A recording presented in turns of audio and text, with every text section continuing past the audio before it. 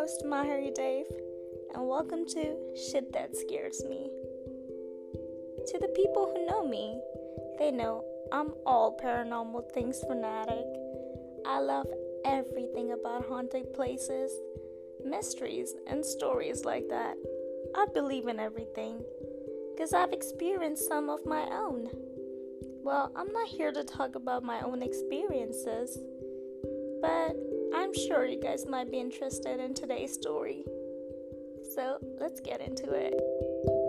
If you have ever seen Harry Potter, or if you are a Potterhead like myself, you might also find the storyline of Mourning Myrtle, the bathroom ghost from the earlier movies, a bit creepy. I mean, her storyline in the books is amazing, but in the movies, the actress who played Mourning Myrtle was actually a 40-year-old woman who was playing a role of a 14-year-old schoolgirl, and that in itself is a little bit unsettling, isn't it? I don't know about you guys, but in my school, everyone made stories about a bathroom stall being haunted, just like Harry Potter. We never found out if it was real or not, but imagine your school actually having a ghost girl roaming around the halls, watching through the windows, and even appearing in your class photo. El Paso High School, El Paso, Texas. The school known for having a ghost girl. Opened for students in 1916, El Paso High School has always been an unbearably beautiful place. Nicknamed as the Lady on the Hills for her position on the mountainside overlooking the city. El Paso High School's stunning silhouette that has made it a city landmark almost from day one. Unique for its Greco-Roman inspired architecture, El Paso High School has always carried a distinct elegance that has set itself apart from other structures in the city. Halls made out of marble floors and fine hardwood do the same for the classrooms. In a school filled with so much glory, history, and being a proud structure of the city, it is surely filled with a few dark stories. Stories go as far as when the school first opened the doors for humans, but the ones who were no longer alive. During World War II, El Paso High School's basement was an overflowing morgue. The basement held bodies temporarily that were being shipped to El Paso during an ongoing horror of the Spanish flu outbreak and the deaths in the combat of World War II. If that wasn't enough creepiness, there have been reports of students and the school faculty going down to explore the basement and discovering classrooms from the 20th century that were sealed and blocked off, but the administration had no good explanation to why so. Over the years, the paranormal stories got worse. There were reports of doors slamming out of nowhere, whispers, noises of pep rallies, and noises from the gym, like there was a game going on, but the school was empty. After the reports, an investigation was done, but they found nothing. The school was completely empty, and there was no sign of students.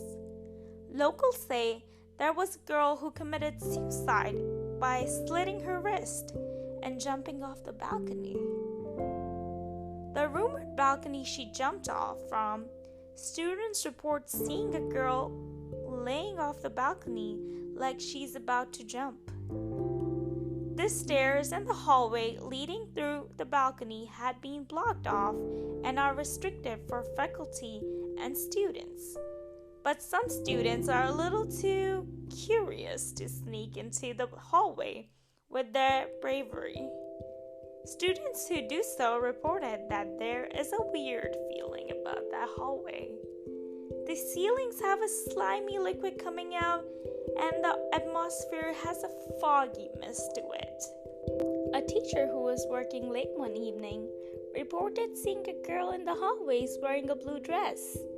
Thinking to himself that she's not supposed to be here, he walks towards her, trying to get her attention.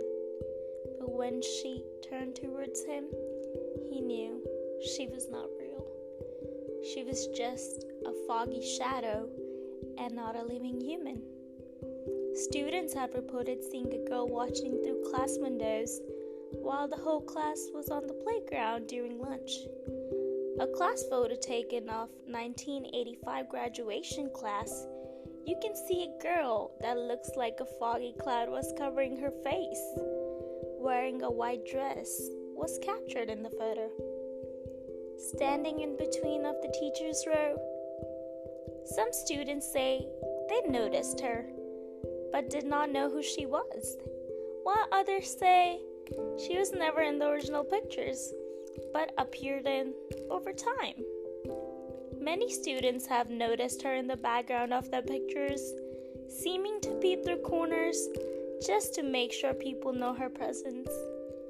I came across a Reddit comment in which the Redditor said that her sister used to work at the school and had came across various paranormal occurrences, but when reported, they were never further investigated.